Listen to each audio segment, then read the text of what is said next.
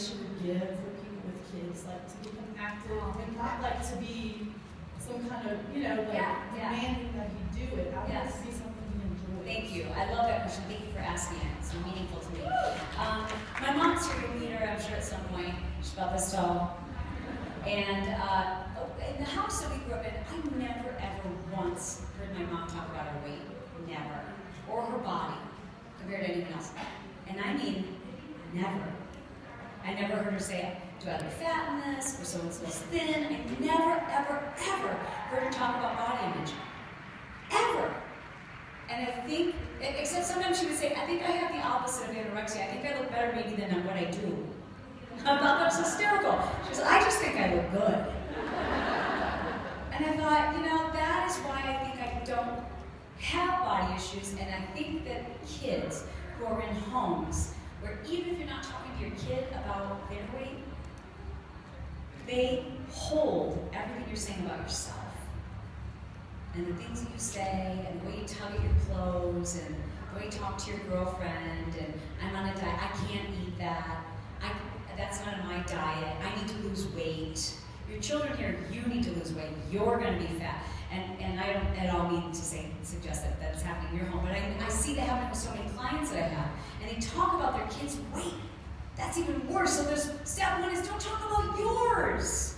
Whatever you say about yourself, your children own that as theirs. When you say I look ugly, when you say I look fat, when you say I need to lose more weight, when you say I don't look good in this, you've just said to your child, you don't look good. They own that. No more.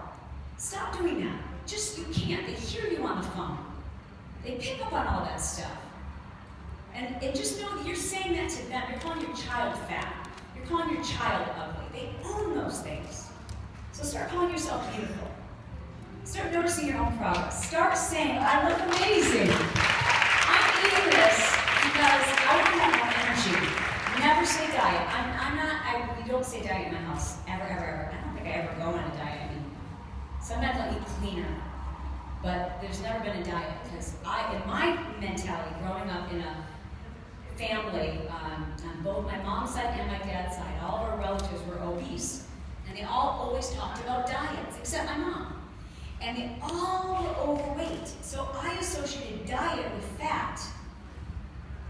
I thought all of my aunts, all of my uncles are all talking about diet, and all fat. So I guess I don't ever want to go on a diet. That was my mentality, but we must not give that to our children, number one. Number two, I just want to pinch your head off if you say anything to your child about their body. I'm going to pinch your head off. It's rude. It debilitates them. It destroys them. Not you need to lose weight, you need to start moving. None of that shit, you guys. That is so bad. It will stay with them for the rest of their lives. They'll never forget it. They will never forget it. One even misconstrued comment about their body will never be forgotten. Because I train those women.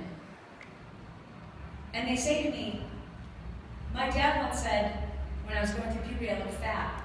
Your boobs make you look fat. And here they are, 52 years old, with an eating disorder, from that one comment. Which who knows if even that's how it was said. But they hang on to those comments. So what you talk about is energy, health. You talk about being a better athlete. You talk about enjoying life, but you don't talk about their body. And you don't talk about foods you can have and can't have. Just stop buying it, you guys. Duh. They don't have credit cards. They can't go to the grocery store. They can't drive themselves to McDonald's. Stop buying it. And start brainwashing them. This gives me so much energy. And then trick them. Be very, very manipulative about these things. My son, I just told him I've been putting kale in his protein shake for like 3 years, and he just turned 17. I'm like, I think I can tell him. I said, Rob, because he loves fries. He's like, I don't eat anything green. I'm like, you have it. So, you got to be sneaky about these things. But you have to uplift your children. You have to lift them up, and it's you that's buying the food, and it's you that can turn this thing around in their heads, and you're talking to them about energy and being an athlete and being stronger and being faster, and talk to them about their strength, and talk to them about their amazing abilities, and whatever you do, compliment how they are amazing. one thing, my husband was raised with all boys, and so when we had a daughter, my son knows this, and my husband knows this. Don't you ever say anything about her body, ever, other than how amazing your muscles are.